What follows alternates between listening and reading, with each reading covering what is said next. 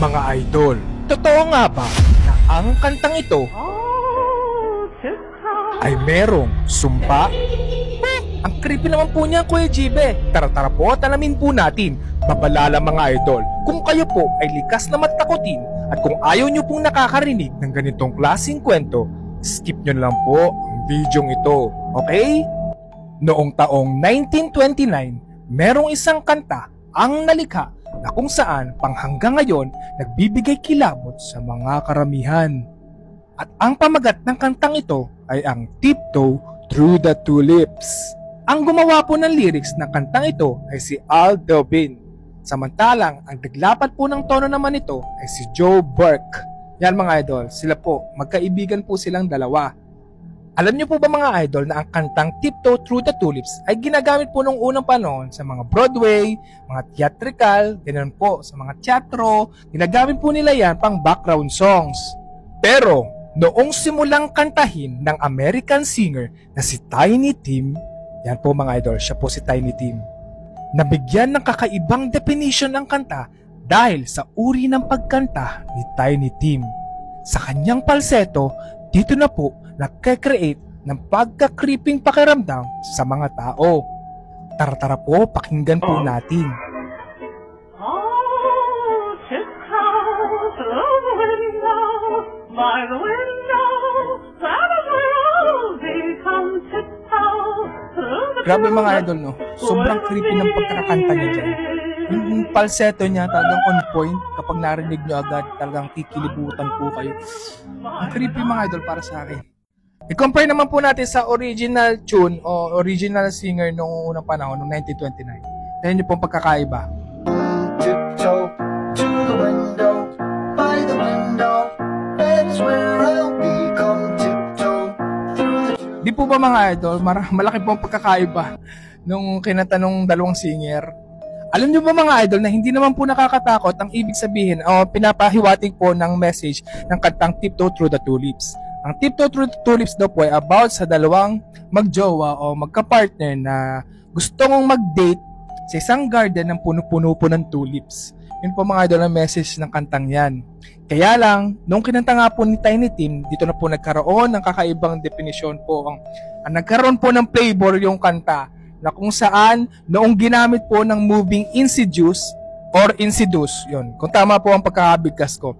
Nung ginamit na po ng moving Insidious ang kantang Tiptoe Through the Tulips, talaga lumabas na po ang samot-sari dito mga memes na kung saan kapag pinatugtog po ang Tiptoe Through the Tulips, talaga pong nakakakilabot na po sa mga makakarinig.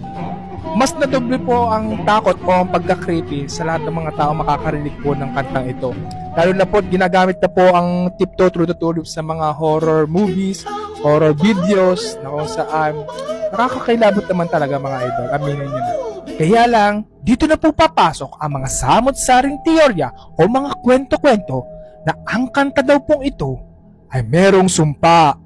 Nakakatakot naman po yung Kuya Jibe. Totoo po kaya yung Kuya Jibe? Noong September 28, 1996, ang American singer na si Tiny Tim ay nagkaroon po ng minor heart attack habang nagpe-perform po ng live sa Amerika. Kaya inabisuhan po ng kanyang doktor si Tiny Tim na wag muna daw po mag-perform ng live dahil sa kanya pong minor heart attack.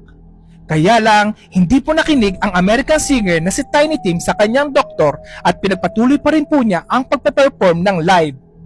Hanggang sa dumating po yung punto na habang kumakanta po ng kanyang sikat na kantang Tiptoe Through the Tulips si Tiny Tim, dito na po siya nakaramdam ng massive heart attack at tila dito na po bumigay at tumumba ang kanyang katawan at dito na po siya namatay.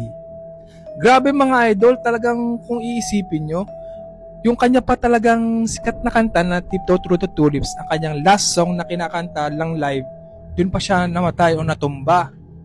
Kaya after po nangyari yung ganitong incident, dito na po lumabas ang mga espekulasyon ng mga tao na ang kanta daw po ito ay may sumpa. Ang mga tao daw po makakarinig ng kantang ito ay talagang dadapuan daw po ng sumpa. Para sa akin po mga idol, kung ako po inyong tatanungin, wala po sumpa ang song na Tiptoe Through the Tulips.